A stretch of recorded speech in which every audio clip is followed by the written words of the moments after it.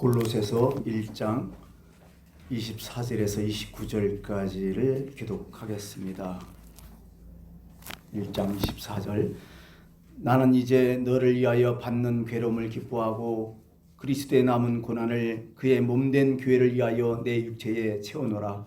내가 교회에 일꾼된 것은 하나님이 너희를 위하여 내게 주신 직분을 따라 하나님의 말씀을 이루려 함이니라. 이 비밀은 만세와 만대로부터 감추었던 것인데 이제는 그의 성도들에게 나타났고 하나님이 그들로 하여 이 비밀의 영광이 이방인 가운데 얼마나 풍성한지를 알게 하려 하십니다. 이 비밀은 너희 안에 계신 그리스도시니 곧 영광의 소망이니라.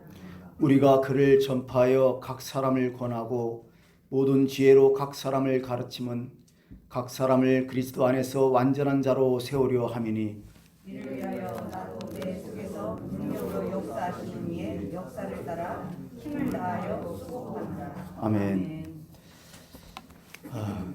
똑같은 길을 가더라도요, 갈 때와 올 때가 좀 달라요. 그죠? 갈 때는 되게 먼 것 같은데 올 때는 가깝게 느껴지는 경우가 많아요. 예, 갈 때는 왜 이렇게 멀어 하다가 돌아오는 길은 그거보다는 쉬워요. 그 느낌 여러분 아시겠죠? 이게 왜 그럴까 하는 생각을 해보면 모르는 거 갈 때는 힘들다는 거야. 근데 아는 길은 쉽다는 거죠. 한번 경험을 했기 때문에 가깝게 느껴지고요. 똑같은 일을 하지만은 내가 한번 했던 일은 되게 쉬워요. 근데 처음 하는 일은 좀 어려워요. 똑같은데 이게 그렇다는 거죠. 우리 인생도 그런 것 같아요. 우리 인생도 참 그런 것 같아요. 2020년도 이제 6월 마지막 주니까 이제 반이란 말이에요. 이제 반이 꺾인 거예요. 다음 달부터는. 근데 20년도 초반기는 좀 그래도 더디게 가는 느낌이 있지만, 물론 코로나19 때문에 확 지나갔지만은 이제 7월 달부터 12월까지 더 빨리 갈 수도 있다는 얘기죠. 이 뭐 그런 거라는 거죠. 또 우리 인생도 그래요. 인생도요. 어렸을 때는 좀 시간이 더디게 가는 것 같잖아요. 그죠? 언제 어른 될 것 같고, 뭐 오래 걸릴 것 같고, 더디게 가는데 어느 정도 나이가 딱 먹으면 어떻게 돼요? 금방 지나가요, 시간이. 그죠? 그거 왜 이럴까? 생각해 보니까 젊어서 어릴 때는 모르는 일이 너무 많은 거야. 다양한 경험도 있고, 새로운 경험. 근데 어느 정도 인생을 살다 보니까 대충 알아. 그죠? 그거. 그럴 거야. 이렇게, 그러다 보니까 이게 너무 쉬워지는 거야, 이게 시간이. 금방 팍팍하고. 우리는 보통 이렇게 살아가죠. 살았으니까 뭐예요? 살아가는 거예요, 그냥. 배고프니까 그냥 먹어. 그리고 먹어야 되니까 또 일을 해. 일을 하고 나니까 피곤해. 피곤하니까 또 자. 이게 일상이죠. 근데 우리는 어떻게 돼요? 조금씩 죽어가는 거야. 이게 늘 일상이에요. 그러면서 우리는 생각해요. 똑같은 이런 범위에서 이렇게 살아가는 거 보고 이게 인생인가? 이렇게 살아가도 되는 것인가? 그래서 생각 있는 사람은 나의 나됨을 항상 물어요. 이렇게 살면 되는 건가? 그렇죠? 한 복잡한 문제라면 생각해 봐요. 인생은 살아가는 거예요? 살아오는 거예요, 도대체? 가는 거예요, 오는 거예요, 인생이? 그럼 왜 살아오는 거예요? 아니, 왜 가는 거예요? 이렇게 질문하기가 복잡해져, 그죠? 응? 그러면 어떻게 돼? 쓸데없는 소리 하지 마라. 피곤해. 사는 것도 힘든데 뭐 그것까지. 이게 다 기피하라게. 그러고 살아오면서 생각을 해봐요. 내 생각과 내 이상과 자꾸 멀어지는 것 같아. 그죠? 이게 아닌데. 나 이렇게 살려고 태어난 것도 아니고, 내가 이렇게 이런 꿈도 품었는데 이거 전혀 아닌데. 그러고 나서 이제 막판에는 이것도 쭉 안 되니까 후회스러워. 이게 우리의 인생이 아닐까 이런 생각해요. 그러다 어떤 순간엔 그렇게 그냥 살아. 인생 뭐 있어 그냥 사는 거지. 그러면서 인생을 자꾸 방치하는 식으로 가요. 근데 이게 성경의 뜻이냐는 거예요, 이게.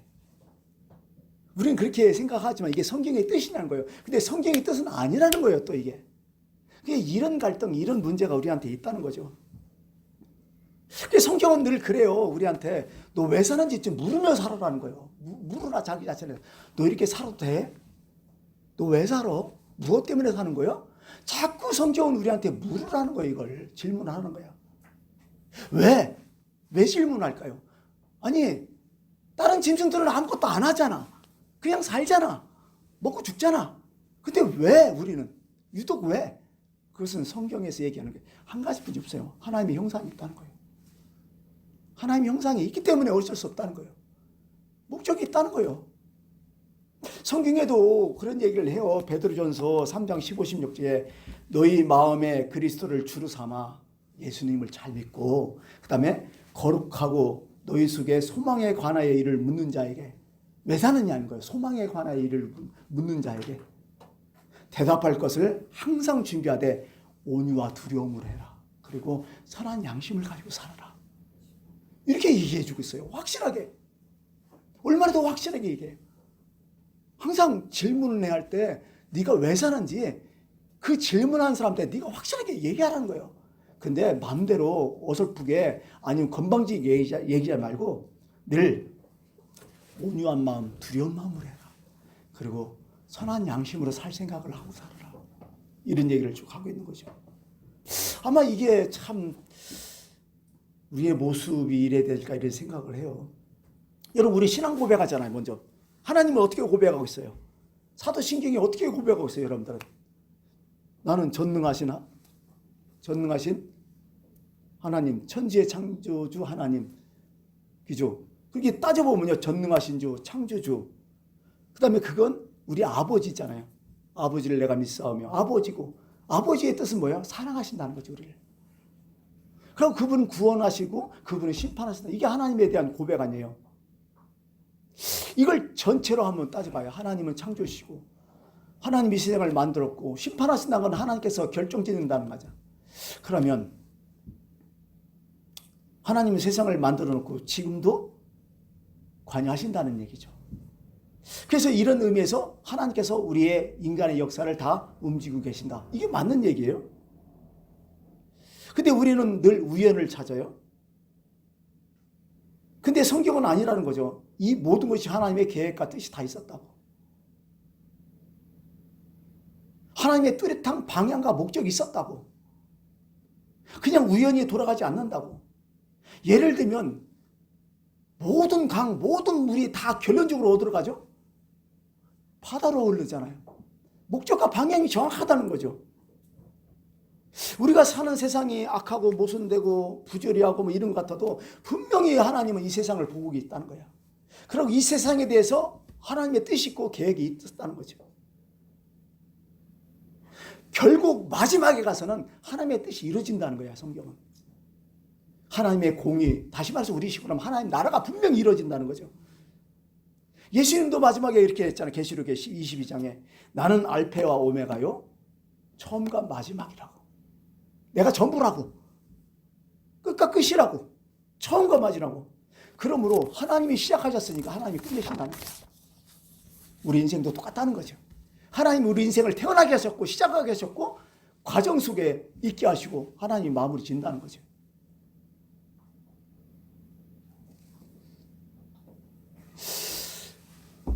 우리는 한 가지 세상을 살아가면서 그런 얘기를 좀 종종 할 때가 있어요. 신비하다. 아니면 이건 정말 우연이다. 이런 얘기를 할 때가 있죠. 근데 이건 우리 생각이잖아요. 근데 하나님의 생각은 신비한 게 있을까요? 하나님은 우연한 게 있을까요? 아마 여러분들 아시겠죠? 없어요, 하나님에게는. 인간의 눈으로 볼 때는 다 그렇다고 느끼지만은 하나님은 그렇지 않다는 거죠. 그러므로 우리한테 일어난 여러 가지 많은 엄청난 일들이 다 있다는 거야. 그게 우연이고 때로는 신비한 일도 있고 때로는 이해 못한 일이 있지만은 그러나 하나님 눈에는, 하나님 편에는 그렇지 않다는 얘기죠. 가령 이런 거죠. 우리가 어렸을 때 아무 생각 없이 어머니 젖을 먹었어요. 기억도 안 나요. 만약에 여러분 속에서 내가 옛날에 우리 어머니 젖 빨던 생각이 난다 하면 그 사람은 5살까지 젖 먹은 사람이야. 그 젖을 먹을 때 어머 영양가를 따지고 먹었어요? 뭐 이거 먹으면 되고 이거 뭐 그거 없잖아요. 뒤늦게 내가 어땠는지 알려줘서 하는 거 아니에요. 우리 인생이 그런 것 같아요. 그 순간은 몰라요. 아무것도 몰라. 이게 내가 뭐 하는지 아무도 몰라요. 근데 뒤늦게 많이 깨닫는 게 있다는 거야, 인생이. 아, 그랬었구나. 무슨 얘기야, 이건? 아, 나만 몰랐는데 하나님의 뜻은 계속 이루어지고 있었구나. 하나님은 나를 보고 계셨구나. 이거 아니겠습니까? 이게 하나님은 늘 우리한테 사인을 주시는 것 같아요. 근데 눈치 있는 자녀와 눈치 없는 자녀가 있잖아요. 그 차이가 사실은. 내가 믿음이 확실해서 믿음의 눈을 볼 때는 하나님의 뜻, 그래도 어디든지 눈치코치는 있거든. 근데 내가 그것도 없고 이것도 없으면 뭐야? 자, 환장해 이거. 우린 이걸 영적 안목이라 하잖아요. 자, 바둑 얘기 좀 하겠어요. 저는 바둑을 못 두지만은 바둑 TV를 종종 잘 봐요. 왜? 제일 신기한 게 나는 늘 복귀였어요. 그러고 그 해설해 준 사람이 몇 수까지 보냐면 20수 막 30수까지 보는 거 보면서 야, 대단하다. 그 여러 가지 또 변수를 얘기하고 그게 더 신기한 거예요, 나는. 그런데 우리 한국 사람끼리 이제 하고서 복귀하는 건 상관없는데 그냥 그런데 특히 이제 우리 한국이 또 중국하고 또 우리 한국하고 늘 라이벌이잖아요, 결국. 라이벌인데 그들이 복귀할 때는요, 어떻게 복귀하는 줄 아세요? 말이 안 통하잖아. 그 200수가 되는 엄청난 수를 딱 서로 간에 바둑판 딱 놓고서 딱 한마디 몇 마디 뒤져가면 옆에 있는 사람들이 고개를 끄덕거려. 그러면 자국들이 이렇게 하면 그렇게 복잡하고 어려운데 어떤 한 구석을 딱 지켜서 뭐 돌을 바꿔놓는다든지 순서를 이렇게 하면 이 서로 이게 야, 기가 막히게. 역시 고수들은 다르다.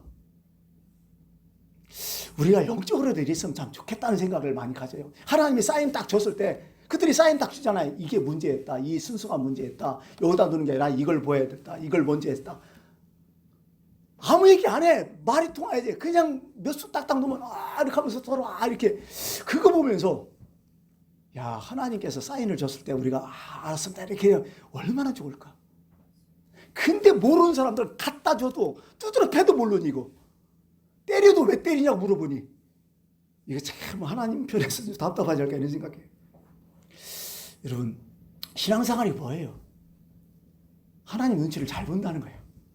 영역이 뭐야? 하나님 눈치가 빠르다는 거예요. 별 수 있어요, 그게? 그거 아니에요. 하나님 뭔가 딱 해도 이거 그렇구나. 뭔가 나한테 어려움이 있으면 하나님 이게 뭐 어떤 사인이구나. 뭐 이런 거 있어야죠. 이스라엘 역사가 다 그런 거 아니에요. 사실 성경 따져보면. 뭔가 사인을 다 줬지만은 선지자를 보내서 여기까지 했지만 멍청한 완들은 한 번도 안 듣잖아. 오히려 선지자 죽여버리고. 그러니 맞을 수밖에 없죠. 십자가도 그래요. 십자가도요. 믿음의 눈으로 보지 않을 때는 이게 뭐예요 도대체 이게? 장식품이야? 사인이야? 심볼이야? 그러나 믿음에 볼 때는요. 벌써 하나님 사랑이 확 다가와요. 내가 이만큼. 여러분, 우리는 세상을 어떻게 살고 있어요? 신앙인은 어떻게 살아야 돼, 세상을? 보통 일반 사람들 세상을 어떻게 살까요? 세상을 보고 나를 보잖아, 보통. 그죠? 세상 이런데 나는 뭐냐? 아니면 거꾸로 좀 주관 있는 사람 나를 보고 세상을 보러 가잖아. 그럼 뭐 독특하게 살려고 노력하고. 그런 거 아니겠어요? 여러분들, 우리 신앙인은 대부분 어떻게 살아요? 세상 보고 나를 사는 게 대부분 그렇게 살아요, 신앙생활하면서. 그러면 나는 뭐야? 오직 세상만 바라보는 거예요.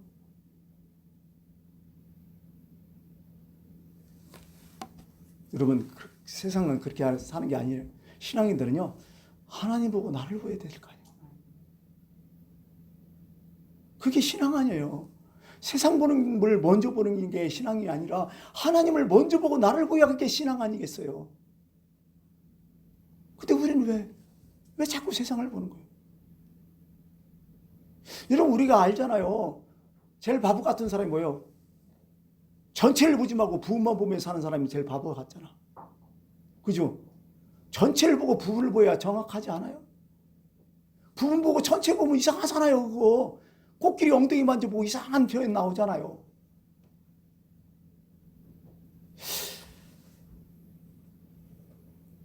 여러분, 하나님 보고 나를 보면요, 이 세상에 그렇게 관심 안 둬요. 이 세상의 일에서 그렇게 자극 안 받아요. 그렇게 호들갑 안 떨어요. 거기에 하나님의 뜻이 있기 때문에 그래요. 오늘 말씀이 바로 이런 거예요. 이 세상을 하나님이 다 주도하시는 거죠. 25절에 보니까요, 내가 교회에 일꾼된 것은, 딱 내가 교회에 왜 일꾼되느냐 이유를 딱 얘기하잖아요. 하나님이 너를 위하여 내게 주신 직분을 따라 하나님의 말씀을 이루려 함이라고 정확하게 얘기해요. 이분은 하나님의 말씀은 구체적으로 뭘까 생각해 보니까요, 그것은 영원전부터 만물을 창조하신 하나님 속에 감추었던 비밀의 경륜이 어떤 것을 드러내게 한다는 거예요. 하나님 말씀이. 다시 말해서 여기가 직분이라는 것은 내게 주신 직분을 찾아보니까요, 다른 번역에는 경륜으로도 나와요. 직분을 얘기할 때는 영어로 뭐 하면 업무, 이렇게 업무. 쉽게 말해서 우리는 뭐야? 내게 주신 하나님의 업무라는 거예요. 이게 하나님께서 내게 주신 업무가 있다는 거죠. 각 사람에게. 이게 오늘 좀 얘기할 땐 비밀의 경륜도 얘기하고 하나님의 신비한 계획도 이렇게 맞는 얘기예요. 그러니까요, 이렇게 따질 수 있어요. 이 말씀은, 자, 하나님께서 내게 주신 하나님의 비밀한 뜻이 있다는 거야. 비밀한 뜻을 이루려고 내게 주셨다는 얘기야 지금 이게. 그러니까 모든 사람이 그냥 살지만은 뭐예요? 여기에는 하나님의 목적과 뜻이 다 있다는 얘기예요. 사람들한테는. 사도 바울 자신을 좀 생각해 봐요. 아까처럼. 자, 사도 바울은 다메섹 도상에서 예수님을 만나요. 그리고 자신의 인생의 방향이 싹 바뀌어요. 그러면서 인생이 바뀌면서 자신의 생애를 다시 한번 재해석되는 거야. 그러면서 처음부터 해석되는 거야. 내가 왜 이방 땅에서 태어났을까? 유대 땅도 아닌 길리아 다소에서 태어났을까? 왜 거기서 내가 시민권을 얻었을까? 다른 거야. 그 다음에 거기 살면서 왜 하필 유대인의 최고 권위자, 유대 율법의 최고 권위자는 가멜리엘이라는 사람 밑에서 내가 그 수학을 했을까? 왜 최고의 학문을 했을까? 내가 왜 철학을 거기서 했을까? 그렇게 깨닫는 거야 지금 현재 와서. 그 다음에 나는 건강한 사람이 아니었다는 거야. 나는 늘 지병을 안고 살았다는 거야. 지금 내가 하는 일, 지금 내가 하는 직분을 생각해 보니까 이게 다 하나님의 뜻이었다는 거야. 이렇게 이 사도 바울은 해석이 되는 거야. 그 당시에는 세상을 보니까, 아, 나는 그래도 시민권을 가졌어. 나는 그래도 가말리엘의 최고의 학문이 있었어. 나는 철학을 알아.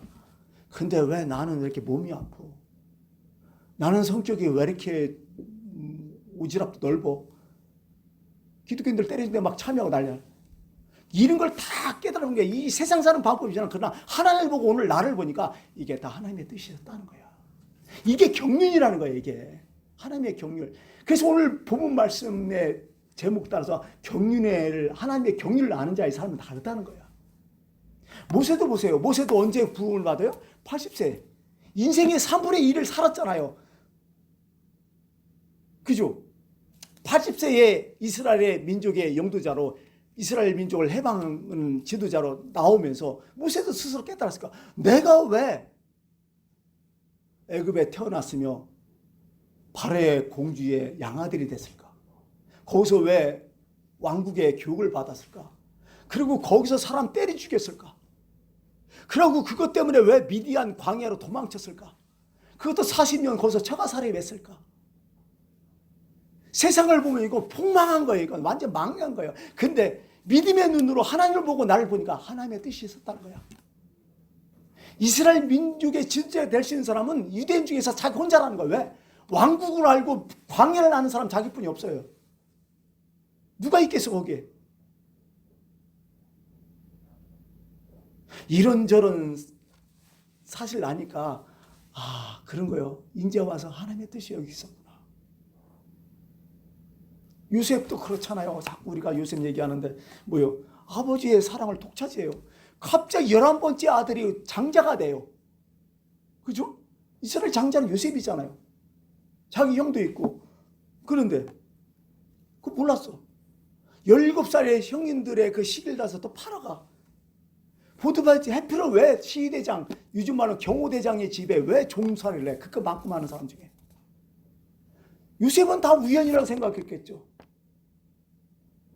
근데 거기서 일을 잘해갖고 왜 총무가 돼? 그들 중에 또 대장이 왜 돼? 그리고 자기는 잘했는데 왜 또 감옥에 가? 너무 속을 푼 거야. 너무 억울한 거야. 감옥에서 2년 동안 썩어. 근데 어느 순간에 꿈을 꾸고 종이가 되고 나니까, 형들을 만나고 나니까 이게 다 해석되는 거야. 이게 하나님의 경륜이었구나. 나는 그 당시에 몰랐다는 거예요. 세상을 보니까 죽을 것 같아. 힘들어. 근데 하나님을 보고 오늘 나를 보니까 그게 이해가 돼. 해석이 되는 거야.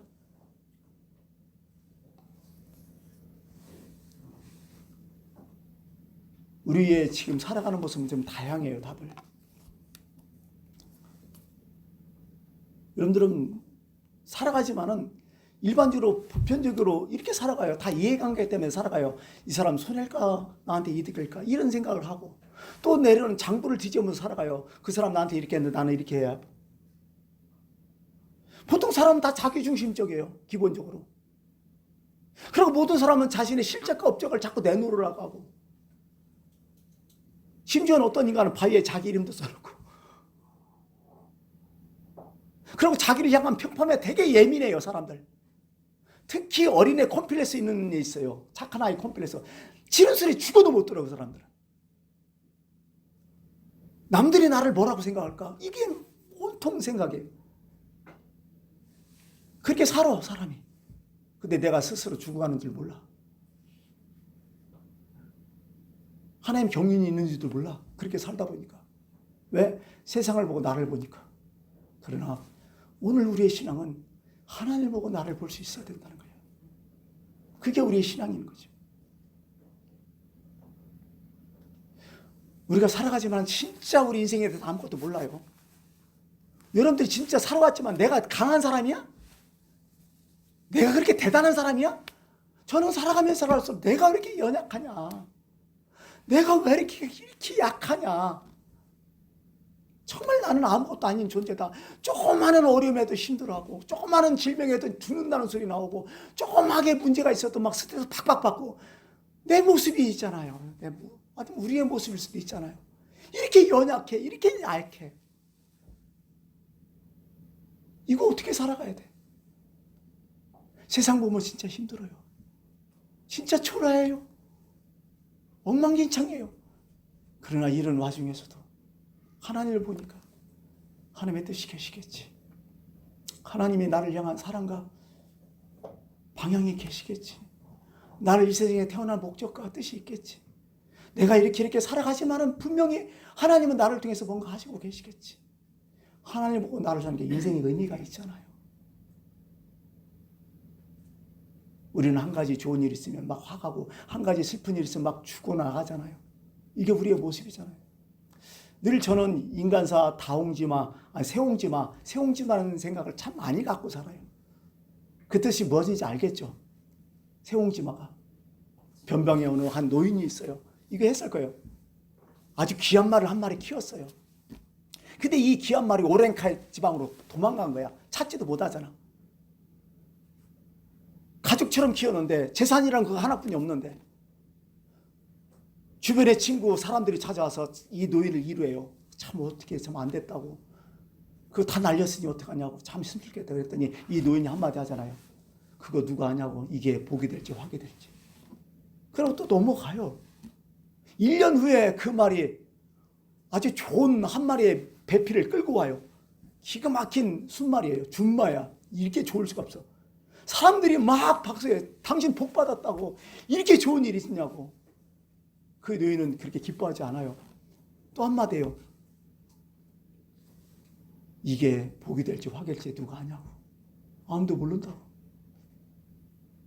그 말이 좋으니까 자기 아들이 그 말을 타요. 말을 타고 막 세게 달리면서 막 신나게 줄려요. 그러다가 말에서 떨어져서 다리가 부러져 버려요. 불구자가 돼버려요. 또 사람들이 찾아서 그래요. 안 됐다고. 그러자 이 노인이 또 누가 아느냐고 또. 이게 복이 될지 화가 될지 누가 또 아느냐고. 그러고 지내다가 그 나라에 또 전쟁이 일어나요. 많은 젊은이들 다 끌려가는데 이 아들만 어떻게 돼요?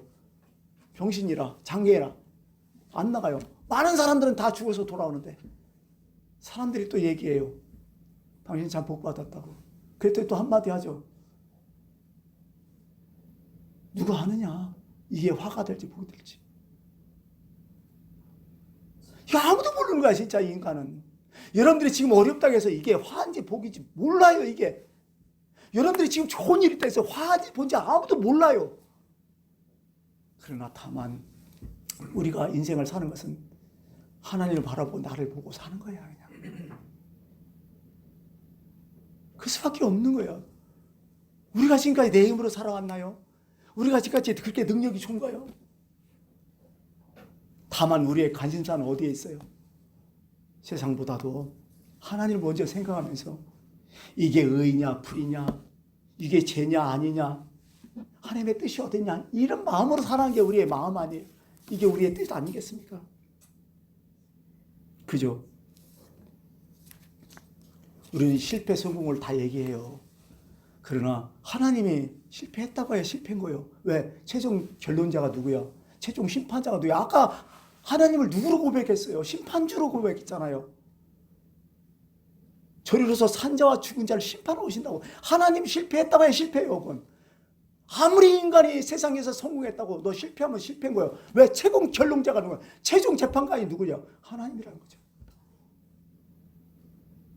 실패와 성공은 내가 기준이 아니야. 하나님을 먼저 봤으면 하나님 기준이어야 될 거 아니야. 세상을 먼저 보니까 내가 심판의 기준 되고 성공의 기준 되는 거야. 그거 아니란 얘기죠, 성경은. 늘 결정권자가 누구한테 있느냐, 이게 너무 중요한 거죠. 오히려 내 실패가, 내 어려움이 있었을 때 하나님 편에서는 그게 하나님은 성공할 수 있는 거 아니에요. 내가 낙담하는 동안 하나님은 오히려 기뻐할 수도 있는 거라는 거죠. 내 낙담을 기뻐하는 게 아니라 하나님의 뜻을 이루는 것 때문에 하나님 기뻐할 수도 있다는 거죠. 그래서 신앙에는 다른 게 아니라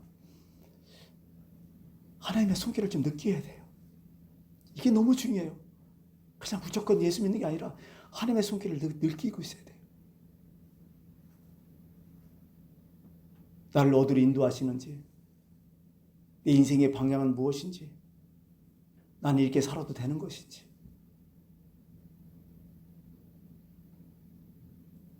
여러분 마지막에 이런 고백을 했으면 좋겠어요. 사도 바울처럼 내가 나 된 것은 하나님의 은혜로 된 것이니. 이게 진짜 잘 사는 거야. 이제 알았다는 거야. 하나님의 사랑을 이제야 알았다는 거야. 요한복음 9장에 보니까 남에서부터 장님된 사람이 있었잖아요. 아무것도 뭐 남에서 장님이니까 이건 뭐 진짜 힘들어. 사람들이 물어요. 제자들이 물어요. 왜 사람이 장님 됐냐고.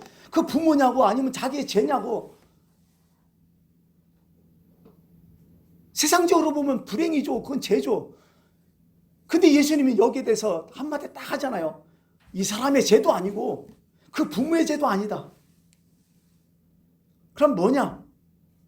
이 사람에게서 하나님이 하실 일이 나타내고자 합니다. 하나님 보고 자신을 보니까 하나님의 뜻 방향이 딱 보이는 거야.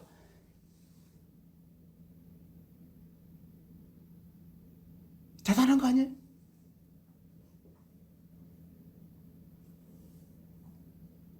우리는 어떻게 살아가야 돼 도대체? 한번 생각해 봤어요. 오병이어 사건이 어떤 사건인가? 너무 잘 알잖아요. 빈들이에요. 사람들이 하루 종일 굶었어요. 사 먹을 것도 없어요. 배는 고파요. 예수님이 걱정해요. 그들이 걸어가다 기진에 쓰러질까 걱정이다. 예수님 다 알아요, 상황을. 모르는 예수님이 아니에요. 근데 제자들을 은근히 떠봐요. 야, 니네들이 먹을 것 좀 줘라. 몰라서 묻는 얘기 아니잖아요, 그게. 먹을 것 좀 니네들이 좀 줘라. 뭐 있겠어요? 없다가. 그럼 한마디 더 해요. 그럼 너희들이 지금 가진 게 뭐 있냐? 없어. 근데 어떻게 하다가 물고기 2마리와 보리떡 2개를, 물고기 그것도 오병이니까 떡 5개와 물고기 2마리를 갖고 나와요. 애한테 받아가지고. 딱 보여줘. 이것뿐이 없어요. 딸랑 이거. 애 도시락. 이거예요. 그러면서 한마디 더 붙여요. 이게 무슨 소용이 있어요? 5천 명이나 되는데 이거 갖고. 예수님은 아무 신경 안 써요. 그걸로 또 하자. 그리고 그걸로 나눠주니까 5천 명이 먹고 12방울가 남겠다는 얘기 아니에요. 제자들 생각해봐요. 이거 갖고 누가 뭘 줄 알았어요? 이게 우연이에요? 이게 신비한 거예요? 예수님은 그렇지 않아요. 다만 여기서 우리가 포인트가 뭐예요? 오병이어라는 거예요. 내게 있는 거예요. 오늘 그걸 살아야 돼요. 내게 있는 게 뭐냐는 거예요. 내게 있는 거 갖고 이렇게 살자는 거예요. 남껏 또 보지 마. 자꾸 세상 보지 말고 나들 보지 말고 하나님 먼저 봐. 그러면서 내게 있는 거 한번 찾아보세요. 그거 갖고 오늘 살아. 어떻게 하면 오병이어 떡 5덩이와 물고기 2마리 우리의 삶의 자세해야 되는 거예요. 마음가짐. 내가 하나님 앞에서 어떤 마음가짐으로 사냐가 중요한 거예요. 작으면 작은 대로 꽤 열심히 살아가요. 그래서 제가 로마서 12장 3절에 내게 주신 은혜로 이 말씀 있어요. 내게 주신 은혜로 말미암아 각 사람에게 말하노니 마땅히 생각할 그 이생의 생각을 품지 말라는 거야. 세상이 뭐 저거저거 하지 말고 품지 말고 오직 하나님께서 각 사람에게 나눠주신 믿음의 분량대로 그 안에서 지혜롭게 좀 생각하라는 거예요. 그게 지혜라는 거예요. 말씀을 마칠게요. 여러분에게 향한 하나님의 경륜은 다 있어요. 없는 사람 있어요. 목적이 없는 게 세상에 어디 있어요. 다 목적이 있어 다 태어났지. 그런데 하물며 하나님의 자녀는 우리가 목적이 없을 수 있겠어요? 그러나 우리는 하나님의 목적을 보지 않고 세상의 목적을 본다는 거예요. 또 나의 목적을 본다는 거예요. 그게 아니라는 거예요. 신앙은. 세상을 먼저 보지 말고 하나님을 먼저 보십시오. 그리고 나를 보십시오. 나도 뭔가 할 게 있습니다. 남 비교하지 말아요. 그거 가지고 오늘 최선의 노력하며 내게 주신 은혜를 생각하고 사도 바울처럼 내가 나 된 것은 하나님의 은혜를 했다는 그 고백을 하면서 하나님 만나는 여러분들 꼭 되기를 바라겠습니다. 기도합니다. 아버지 하나님,